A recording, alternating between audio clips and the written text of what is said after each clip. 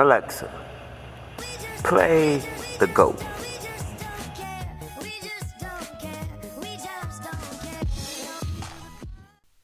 Okay, so Tessa Thompson says Marvel co-star Brie Larson is helping make a real systematic change in Hollywood. As part of Time's annual influential people list, okay, let me stop, bro. Let me start right there. How the hell does Brie Larson make Time's most influential list? Maybe I don't know what influential means anymore, but if anything, like, does ruin the MCU make you influential? And bro, don't tell me, well, her movie made $1 billion, so it was gonna do $1 billion anyways. It's sandwiched in between the two biggest releases of our generation. There's 10 years of groundwork. I mean, it's not like she released one movie. There's like how many different movies that came out before her movie.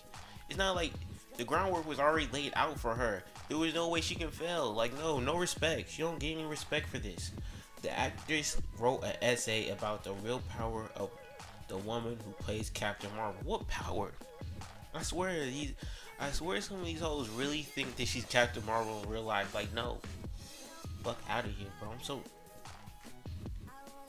leave it to a white female to. Of course, a white female is writing an article about this. Man, get up, bro. I'm so tired of these hoes. The most interesting part of any iteration of the Times 100, the magazine's annual list of the top 100 most influential people in the world, isn't who makes the list, but what is written about those who do and who is tapped to write short, glowing essays about the honorees. Yes, and Tessa Thompson is the best person they can find. They had to find a co-star from the MCU to write about her because no one else wants to do it. They couldn't even find no one good. They couldn't get Robert Downey Jr. Oh wait, they couldn't even get Samuel L. Jackson, and he started like what, 2 movies with her. They couldn't. Come on, man. They had to get Tessa Thompson, and of course they didn't want. Well, I guess they didn't want to get Robert Downey Jr. because he's a white male, and she doesn't need any white male validation. Except for in the movies. In the movies, they have to give her validation from Thor in the movies, but in real life, she doesn't need any validation from any white males or any males. Period. So, hey, I guess the obvious choice was going with the colored woman, or the kind of color. What is Tessa Thompson? I don't know what she is, but whatever. Now, where was I?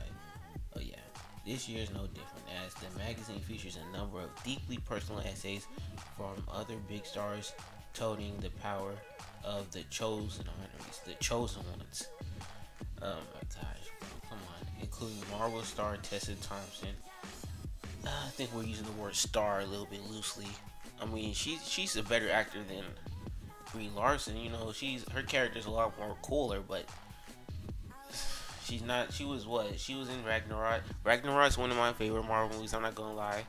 I mean, it's not my favorite because of Valkyrie, but whatever. And she was in Infinity Wars, I think, for like a minute, but she was in the movie, so you know what I'm saying. She's not that important though. Right about that, they got her the fuck up out of there. When real shit's going on, you can have your little supporting role in, you know what I'm saying, in the leading up movies, but when we get to the real shit, you don't take that L within the first minute of the film. In her essay, Thompson writes that Larson is primed to be one of Marvel's next big leaders at a time where women are breaking ceilings in all spaces. She is in a position to make real systematic change in Hollywood.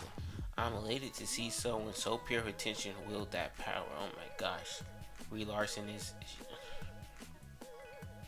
And she does have power, but like I said in my last video, she didn't really use that power.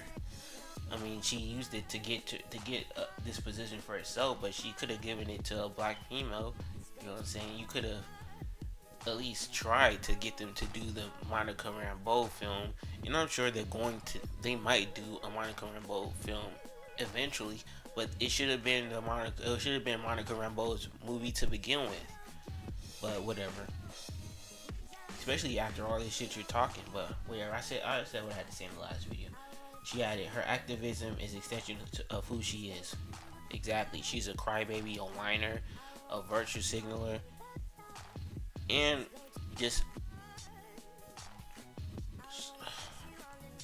whatever. I'm not even going to. Larson made headlines last year for calling out the gender imbalance within the film criticism world. Um, who cares? Honestly, she like, and this what makes her influential, bitching about who's writing reviews while accepting an award at the 2018 Crystal Plus Lucy Awards. Larson called the lack of equal representation among critics an issue that's been bubbling. Not really. No one's in there. No black person, except no black person is waking up in the middle of the night like, I just feel like we would be in a better position if we had more black women, more black people reviewing movies. Like, come on, anyone can get online and review a movie. Anyone can make a YouTube video. Anyone could.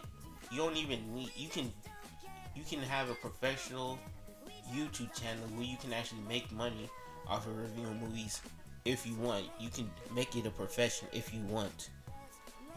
There's nothing getting in anyone's way and stopping them from doing that. So I think that they just don't want to. Most black, I'm not a black female, but as a black male, I can confidently say, most black females do not give a fuck about reviewing movies. They don't care. No one's sitting up at night like, geez, these white people really didn't like that Oprah movie with the little girl, or they don't like that new Little movie starring that one annoying black chick. Like, I don't keep up with half of these black movies. They're stupid, but no one's sitting up at night mad that they're not getting glowing reviews from white males and feeling that. And I know why Brie Larson is doing this. It's just for selfish reasons. She thinks that black females or females of color in general will ally with her and give her movies good reviews, and then white men are just hating on her. No, your movie just isn't good. Sorry. Her assertion that there is insanely low chance a woman of color will have a chance to see your movie and review your movie. Brie Larson just reminds me of those people. Like, I saw this one video on YouTube. It's one of the greatest videos ever, where there's this they're talking about voter ID laws. This white guy, he goes around asking if it's racist. So he asks the white people, and they're like, oh yeah, it's totally racist, because apparently black people, we don't know what the DMV is. We don't know how to use the internet. We don't have internet connection somehow.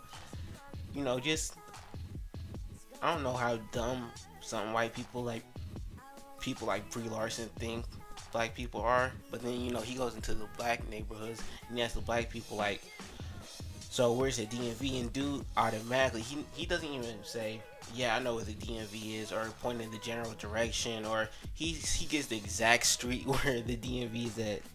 And they all pull out their ID cards, because that's one thing about black people. We always have our IDs on us. That's the first rule when you grown up. Always keep your ID with you. And they also, all of them pull out their phones. They all have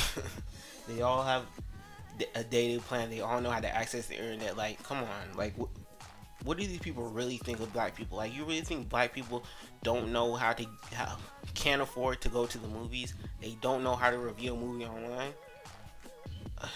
It's backed up by recent research from the USC's Annenberg Inclusion Initiative, which found that only 22.2% of 2017 reviews for top grossing films were written by women, while critics from underrepresented racial and ethnic backgrounds represent only 18%. So what?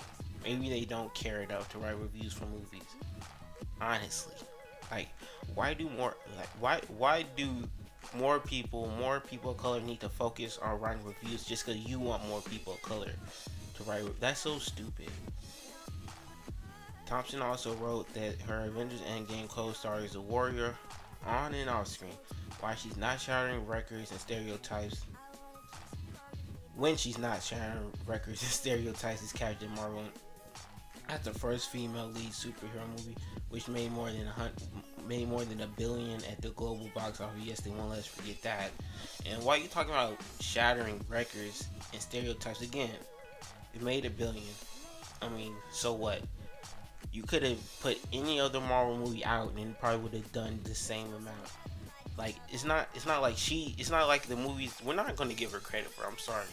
The movie didn't make $1 billion because of Brie Larson. If anything, it made less than it could have probably made because of her. And as far as shattering stereotypes, they made Monica Rambeau the daughter of a single mother. They they turned her into a stereotype.